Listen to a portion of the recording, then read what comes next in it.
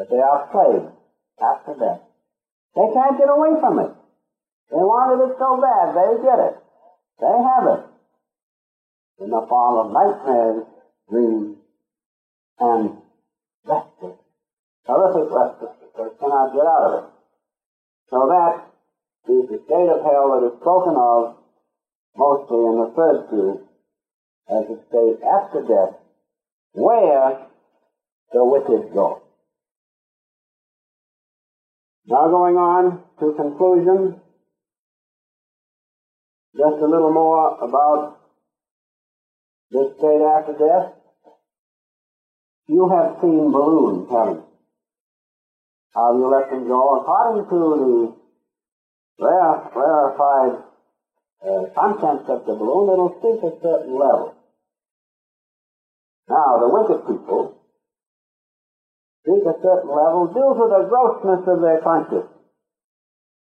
And their balloons hover close to the earth. The gravity is such. It is so gross that they are held close to the earth. And of course there we find other spirits, souls of the same quality, same grossness.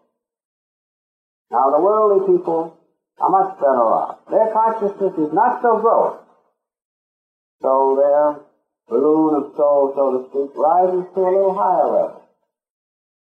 And there in their semi-conscious state they mix with others of like nature. The moralists having a rarer, subtle consciousness, so to speak, rise to a different level. A higher level. The yogis, saints and devotees, who have realized their oneness with God to varying extents, from just the realization of the own vibration to full conscious realization of the omniscience of God, they rise to the higher free state, practically free from the gross vibrations of the earth. So remember the illustration which the Master used to give about the balloon. According to the grossness of the soul, it's a certain level from gross attachment to earthly things to full freedom in the omniscience of God. Now in that lower realm, close to the earth, you will find the region known as hell. And so we will conclude by saying, yes, hell does exist. Hell does exist. Are those states of consciousness of which I have just referred. If we are attached to or remain in the consciousness of God's truth, that's important. Hell does and will exist as long as you stay in that consciousness alone of God's truth.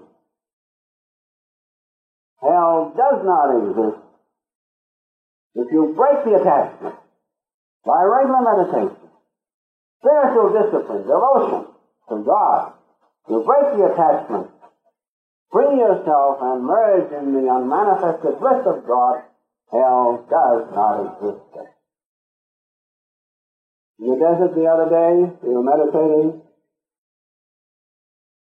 and as we meditated, you could feel the outward consciousness merge imperceptibly into the omniscience.